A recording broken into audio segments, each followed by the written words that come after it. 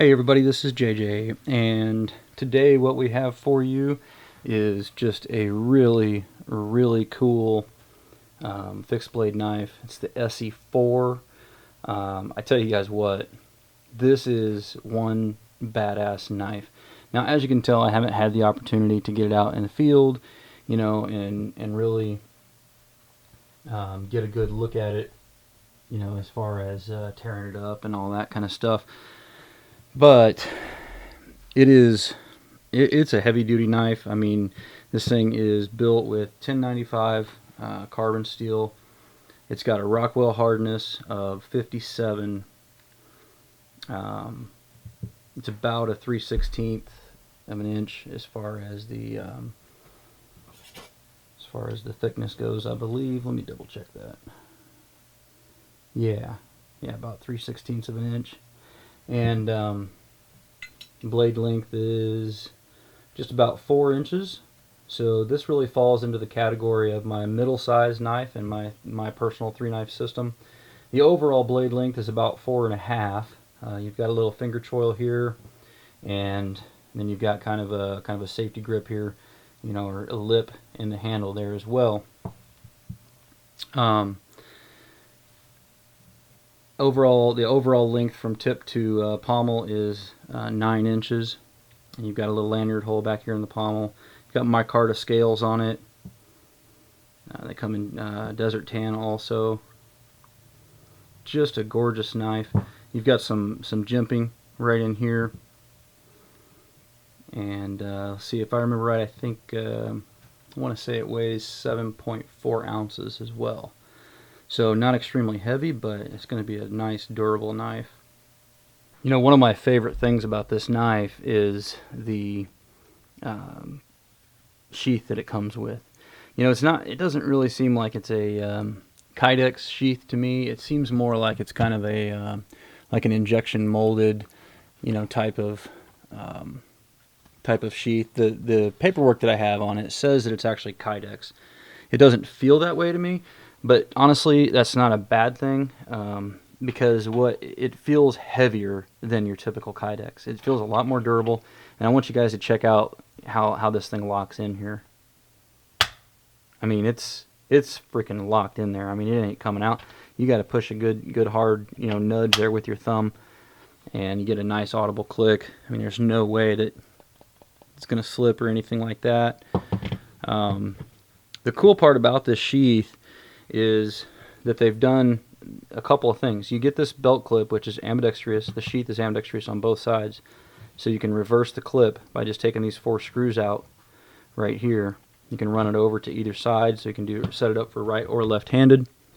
Then it also comes with this nylon kind of sheath here, and as you can see, it's got straps on it to attach it to Powell's webbing. You can do it vertical, you can do it horizontal, you can do it as a drop sheath.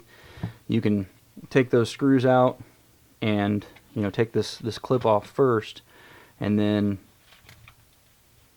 you can stick it right on there and have it as a belt sheath, or a dangler. I mean, it just gives you a ton of different options straight out of the box that you can do with this thing. So I really like that, because depending on what you're going to do, what piece of gear you're going to use it with, you can mount it in a variety of different ways. So I think that's pretty cool. The other thing that really has struck me with this thing so far is I've had it and I've been playing with it for a while. I haven't had it out in the field. It's kind of been my letter opener and that kind of thing. It's super sharp right out of the box. But one of the things that I really like about it is it's just super comfortable in the hand. I mean, it just lays down perfectly, right there in your grip. I've got medium-sized hands, and, it's just very comfortable like that. If you choke up on it, you definitely feel like you're going to get good control. You got that jimping there. I mean, this thing's going to do wonderful feather sticks and all that kind of stuff. I guarantee it once I get out there and get a field test on it. So, that is pretty sweet. Again, I think that the kind of knife that you're going to compare this to, or it's not really in the same class as a Bushcraft Black from Mora. But as far as the knives that I own, it's probably the closest to being in that category. Now, obviously, this is a rat tail tang and this is full tang, so it's not exactly in the same. But as far as what I would use it for when I'm bushcrafting and all that kind of stuff, the two knives are kind of interchangeable for me. Like I said, it's going to be the middle of my 3-knife system. It's going to be really the workhorse, the one that I'm going to do the most work with, more than really any other knife. And that's perfect though, because it's a good, comfortable knife. You've got these micarta scales on here, so it's it doesn't have a really slick grip or anything like that. I mean, they give you good traction. And it's just, again, real comfortable in the hand. And it's a good, hefty knife, so it feels solid. You could beat on it. You could do a split wood fire with it with some, 3-inch, logs or something like that. It's not going to hurt it at all, but it's not really made for that. It's not really long enough blade or whatever, but you could certainly do it, and it's not going to hurt it. So that's the cool part about it, is it'll take whatever. It's got a full flat grind on here, which, as you guys know, I am a fan of the full flat grind personally. I don't think there is any credence to what guys say about knives with a full flat grind don't do split wood fires as good. I personally don't buy into that. That's just me. I've done a whole bunch of split wood fires with full flat ground knives, and I've never ever had an issue. It's never been a problem for me. I do think that when you have a coating, like these types of coatings on these knives they put on there nowadays with these textured coatings, that it does tend to drag a little bit more friction until the coating gets worn down. But that has nothing to do with the grind. That's just a matter of, and it does it on any of them. But like on a saber grind or something like that, you've just got less area where you're dragging that across. But that being said, it's a very temporary thing, because these finishes, they get worn off pretty quick. So I like them. I think a full flat grind is very similar to like a Scandi Edge, in that it allows you to get in and make finer cuts. You can do finer carving work. You can do finer feather sticks and stuff like that. So I really like those knives. My favorite larger blade is a Ontario Rat 7, and it has a full flat grind also. So I like them. I think they're good. They're plenty strong, and they're awesome. So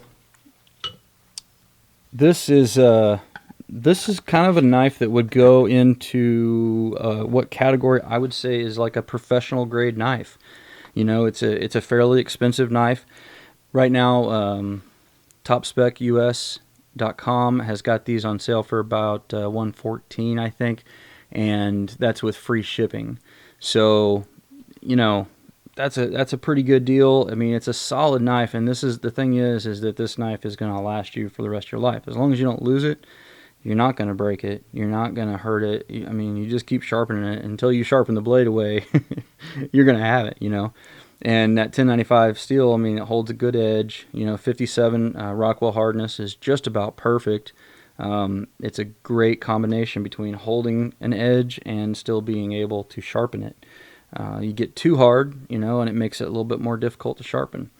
So it's a 57, 58, just right there in that balance. Pretty good. When you get down to 55 or so, it's a little soft. Like the Air Force survival knife and the K-bar knives. A lot of those are down around 55, and they're just a touch soft. So this is just about right on the hardness, if you ask me. For a bushcrafting and survival kind of knife, I don't think that you're going to find anything that is going to be better per se. I don't know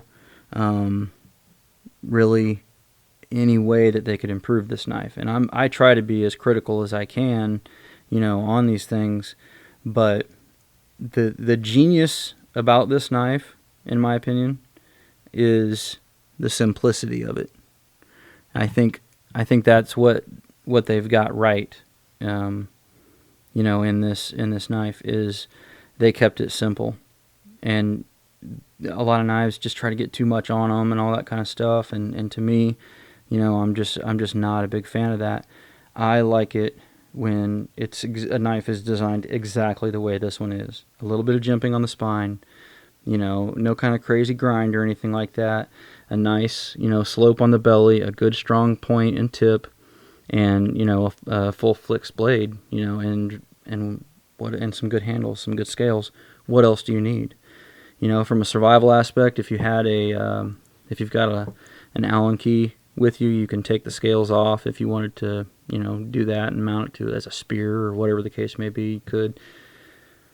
There's really not any reason to do that. You could probably just do it with these scales because they're pretty thin too. So, that's not bad. Really impressed with the sheath overall, though. Like I said, very heavy duty. I like the way that it rides. The clip, where the clip rides, and how it feels on the belt and all that.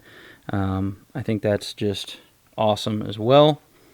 Alright guys, so head on over to topspecus.com and check out this SE4. They've got a lot of different stuff over there. They've got some really nice marathon watches. They've got nylon rifle cases, military backpacks, range bags, different vests and carriers, a whole selection of jerry cans, which is just awesome. Jerry cans is something a lot of people don't think about needing as far as their survival and prepping gear and stuff. Lots of different knives and tools, sights and optics, and they've even got a blog over there too that you could check them out, where they write about different things.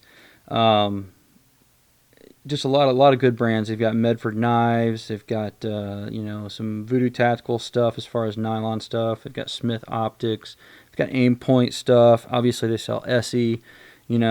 Just a lot of really good stuff all the way around there. Okay guys, this has been a look at the SE4.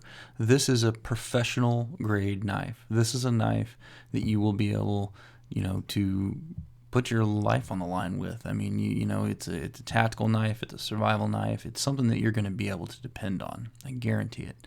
So anyway, head over to topspecus.com, check out all their gear, and if you get this knife, I guarantee you'll be happy with it. As always, I definitely appreciate it when you click thumbs up, when you share it with your friends on Facebook, Twitter, and Google+. And don't forget to live the 6 Ps. Proper prior preparation prevents poor performance. Stay safe, guys. Hey guys, thanks for sticking with me to the end. If you're still here now, then that tells me you might have a little extra time on your hands, and maybe you can go check out some of these other cool channels. These guys are great guys. They are really trying to give back to the Second Amendment movement, and I think you're going to find a lot of cool stuff on their channels, from gear reviews to survival, prepping, and good old-fashioned comic relief, competitive shooting, just a whole array of outdoor type activities and things that manly men like. So check them out.